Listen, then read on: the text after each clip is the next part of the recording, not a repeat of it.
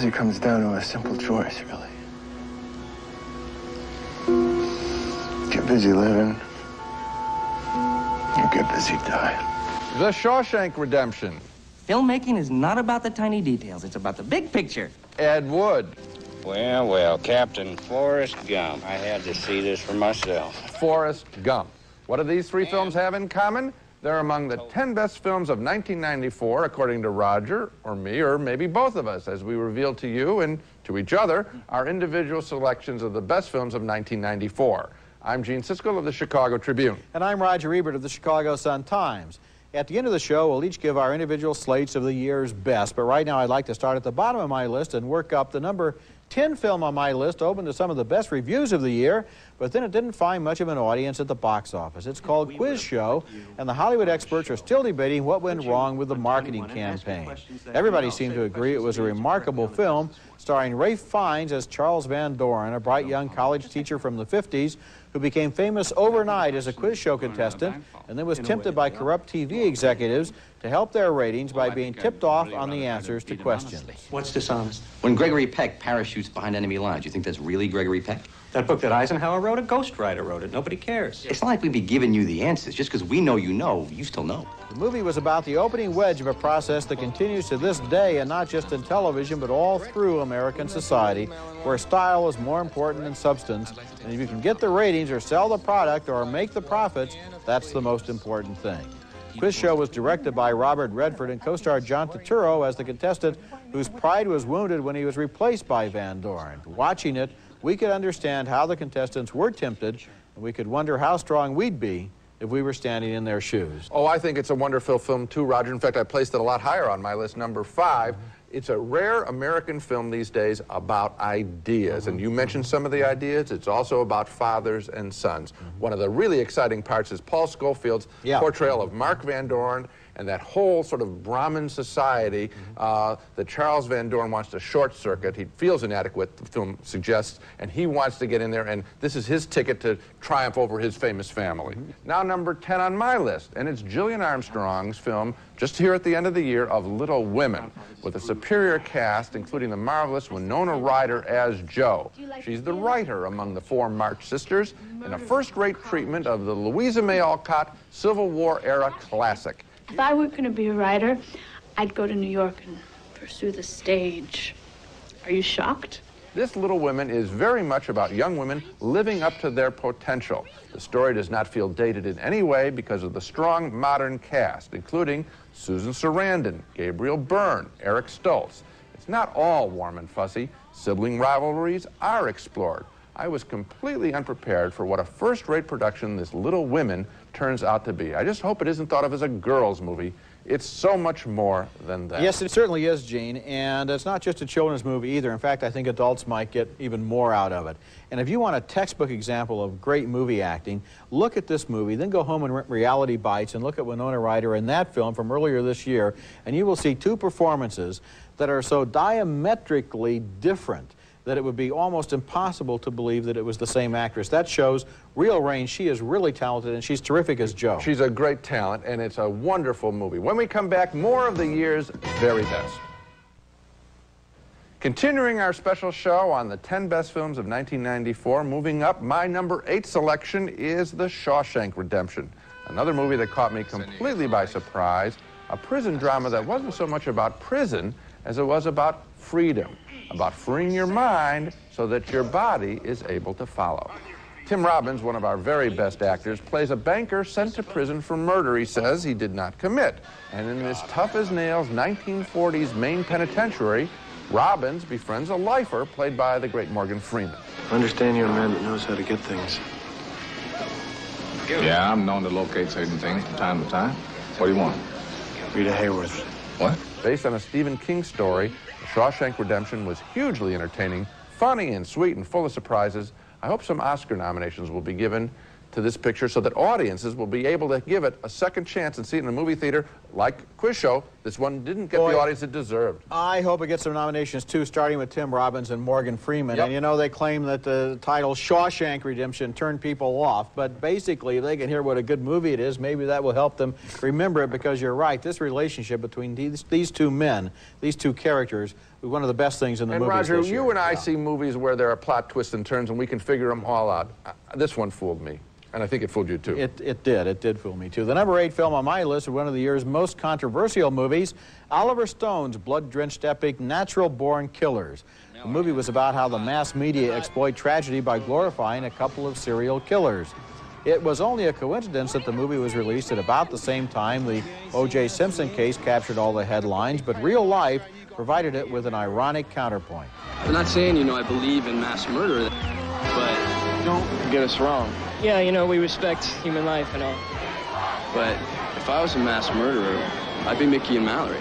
What Natural Born Killers said was that violence has become sexy in the mass media, and celebrities become so mesmerizing to us that it doesn't matter what somebody's famous for, just so they're famous. Oh, I like the picture, too, and I do really admire the mix of visual styles that are used in this picture. I think that's a really tremendous achievement and shouldn't be underestimated. The only part is I think that when they get to prison and in the back act of the picture, I think the film, which has gone over the top Didn't like before, the stuff with Tommy Lee Jones. I just think a lot of that stuff and some of the interviewing stuff I think just was too much. I would have taken an edit to that picture and maybe saved 10 or 15 minutes. Well, I would have kept it. Still a very good film. Okay, I'd keep it the way it is. Coming up next, more choices from our best 10 lists as we move into the top 5.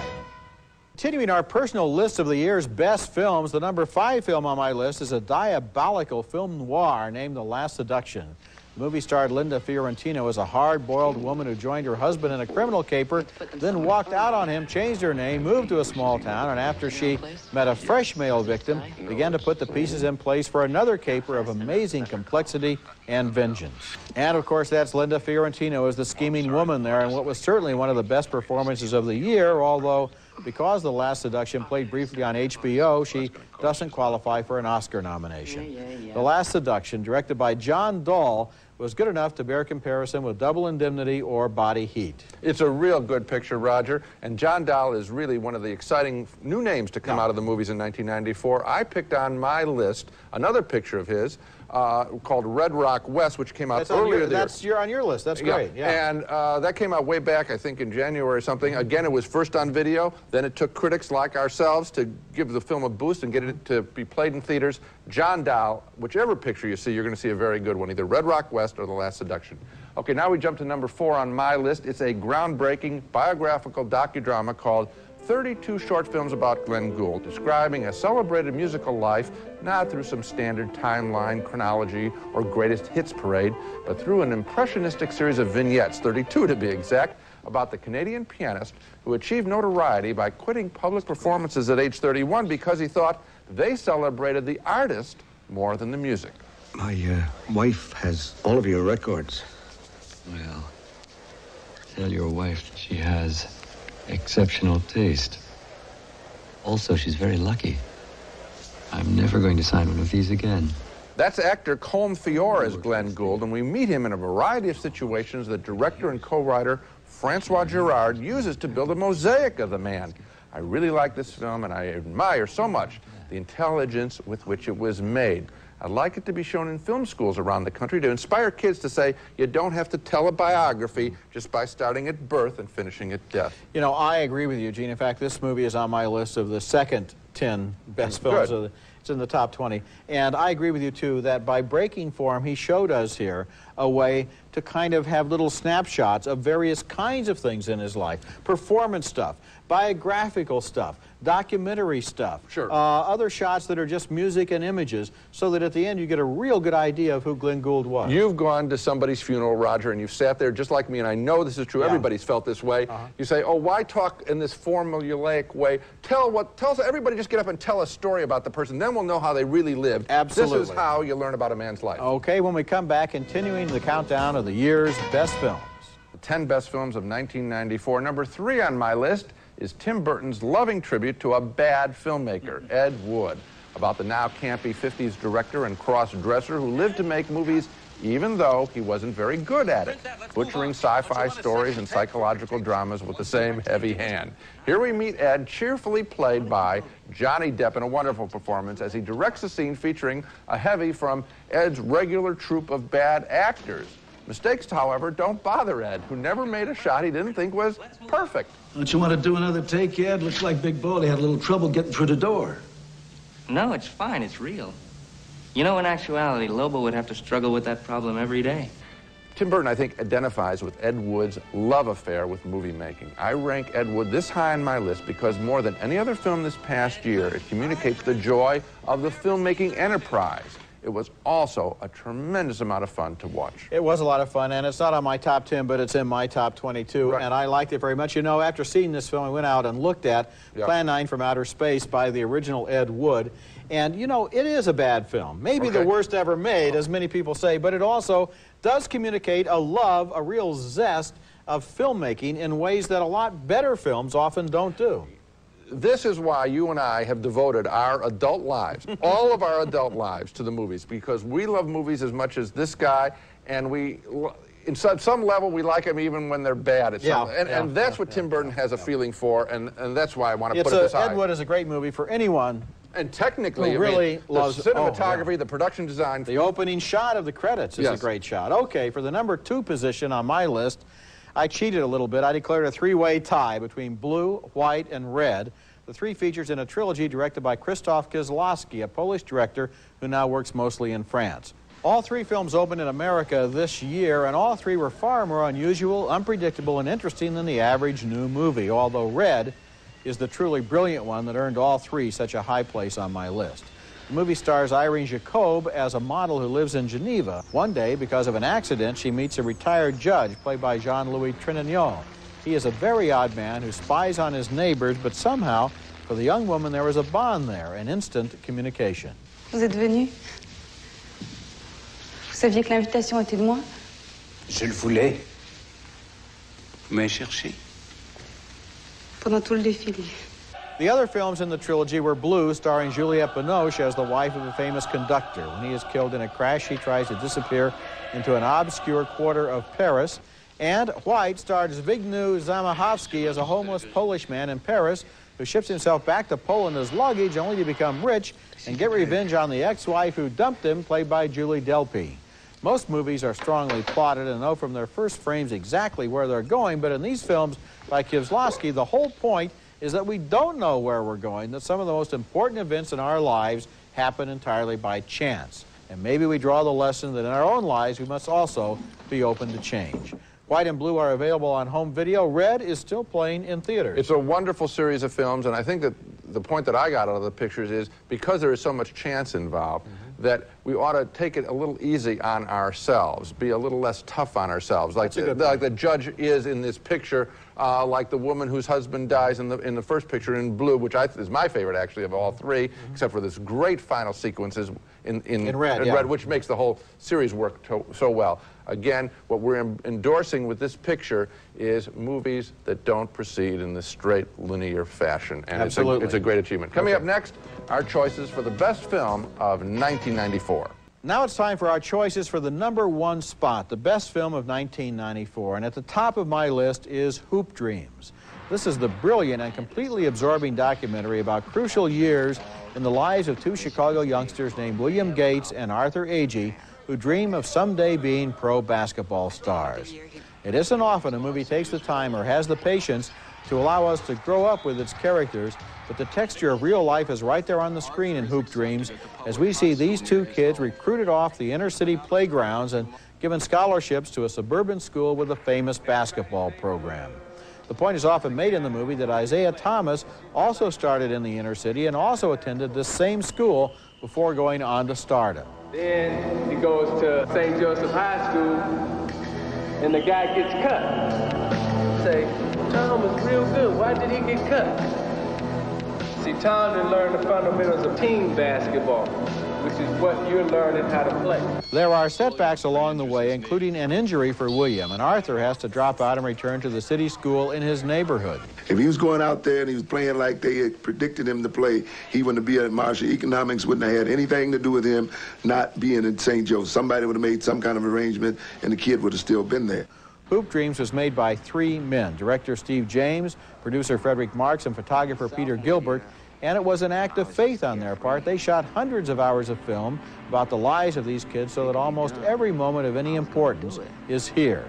We get to know Gates and Agee and their families, and in the process, we get an understanding of inner-city life that is totally unlike the images that so dominate the media. We see how strong the black families are, how much they care for their children, and how hard these kids are willing to work. Of course, the odds against becoming an NBA star are astronomical, but that's part of the story, too. Well, Roger, this is also my choice as the best film of 1994. It's the best picture that I saw. It has the greatest reach of any film. This is an 8-year project by these 3 filmmakers.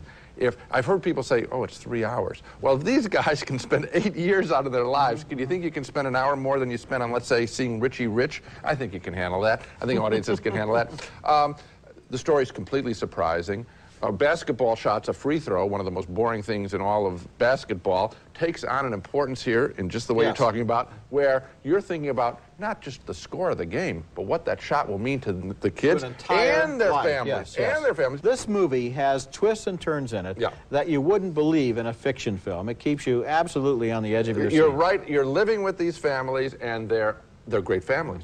Having said that, now let's take a look at my number 2 pick, which is Quentin Tarantino's Pulp Fiction. I think this really is, these two are the big films of 1994. Another film that broke ground both in terms of language and story construction, a circular story construction that had you examining, for example, a character's life after you've seen him die. And I like that. I know this picture turned off a lot of people with its violence, but I want to celebrate writer-director Tarantino for creating some of the freshest dialogue I've ever heard since the stage work of David Mamet, as we follow 2 killers, John Travolta and Samuel L. Jackson, as they carry out mob business.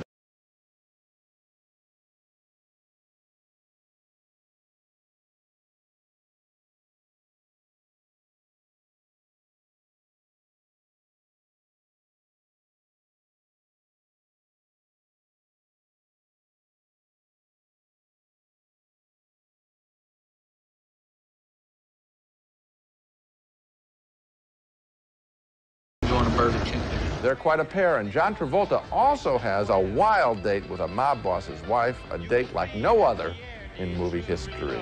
It's as lively a picture as I saw all year or in many years. Well, we're in pretty close agreement, Gene. It was number 3 on my list, and you know how when a movie is a big hit, it influences other movies, and everybody tries to rip it off. I just hope that in 1995, everybody tries to rip off the idea of fresher, smarter dialogue, because so much of the dialogue in movies is just flat, and it only serves to push the plot. This dialogue is fun to listen to. It's a real artistic achievement. Now let's take a look at the 10 best films on my list. Number 10, as mentioned, Gillian Armstrong's Little Women. Number 9, Red Rock West, John Dahl's darkly humorous thriller starring Nicolas Cage as a sweet sap mistaken for a hitman in a small Wyoming town. It's available on home video. Number 8, The Shawshank Redemption, an impressive directing debut by Frank Darabont. Number 7, Vanya on 42nd Street, Louis Malle's fresh update of Chekhov's Uncle Vanya with a script adapted by David Mamet. Number 6, Forrest Gump. We didn't leave this baby out. The most beloved movie of the year. Number 5, Robert Redford's Quiz Show, a rare American film of ideas. Number 4, the Canadian docudrama, 32 short films about Glenn Gould.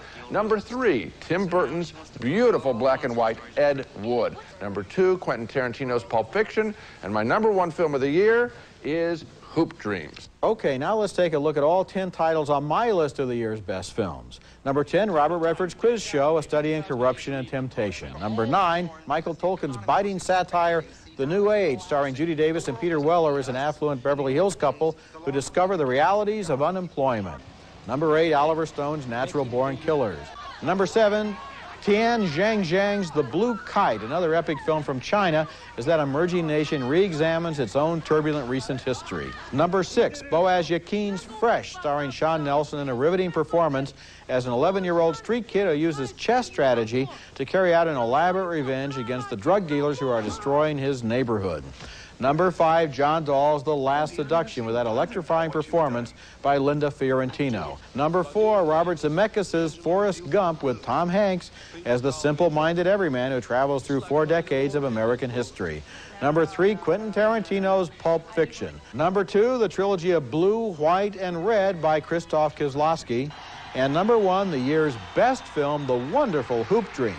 It's not often that we agree on the year's best film, but we sure do this year. Actually, 2 years in a row, we both picked Schindler's List. That's right. Last year, the good stuff does really, the great stuff declares itself. That's it for this special show. Next week, we'll be back with the flip side of this past year, the worst films of 1994. That's next week, and until then, the balcony is closed.